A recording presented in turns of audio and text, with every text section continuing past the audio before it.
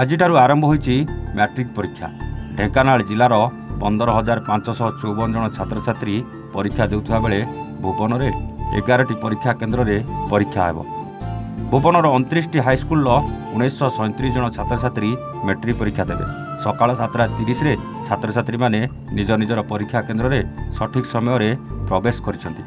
ସୁରକ୍ଷା ବ୍ୟବସ୍ଥା କଡ଼ାକଡ଼ି କରାଯାଇଛି। ଏଥିସହ ସମସ୍ତ ପରୀକ୍ଷା କେନ୍ଦ୍ରରେ ସିସିଟିଭି ବ୍ୟବସ୍ଥା ହୋଇଛି।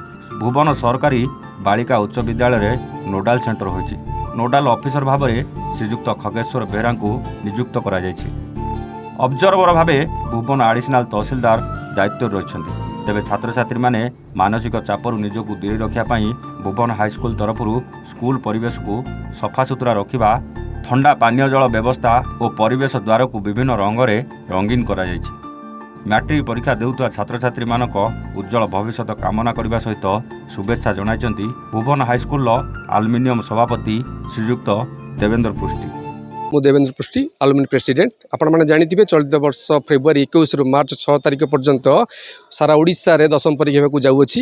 ସେଥିପ୍ରତି ଭୁବନ ହାଇସ୍କୁଲ ତାର ଉଚିତ ପଦକ୍ଷେପ ନେବାକୁ ଯାଉଛି। ଯେମିତିକି ଭୁବନ ହାଇସ୍କୁଲ ଭିତରେ କୌଣସି ଷ୍ଟୁଡେଣ୍ଟ ଏଣ୍ଟ୍ରି କରିବା ଭିତରେ ଯେଉଁ ଲୁକ୍ ଆଣ୍ଡ ଫିଲ୍ କରିହେବ, ଲୁକ୍ ଆଣ୍ଡ ଫିଲ୍ ଯେମିତି ବେଟର ହୋଇପାରିବ ସେଥିପାଇଁ ଆମେ ପଦକ୍ଷେପ ନେଇଛୁ। ସ୍କୁଲ ପିଲାଙ୍କ ପାଇଁ ଯେଭଳି ପରୀକ୍ଷାରେ ଥଣ୍ଡା ପାଣିର ବ୍ୟବସ୍ଥା କରାଯାଇଛି ଏବଂ ସ୍କୁଲ ରୁମ୍ର ଯେମିତି ନିଟ୍ ଆଣ୍ଡ କ୍ଲିନ୍ କରିବା କଥା କରାଯାଇଛି, ୟୁରିନାଲ୍ ମଧ୍ୟ ନିଟ୍ ଆଣ୍ଡ କ୍ଲିନ୍ କରାଯାଇଛି। ଏ ବର୍ଷ ଭୁବନ ହାଇସ୍କୁଲରେ 3ଟି ହାଇସ୍କୁଲର 174 ପିଲା ପରୀକ୍ଷା ଦେବାକୁ ଯାଉଛନ୍ତି।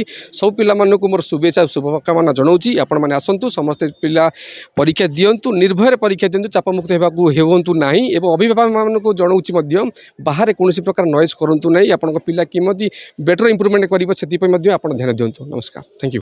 ଢେଙ୍କାନାଳରୁ କ୍ଷୀରଚନ୍ଦ୍ର ନାୟକ ରିପୋର୍ଟ, A1 ଓଡ଼ିଶା।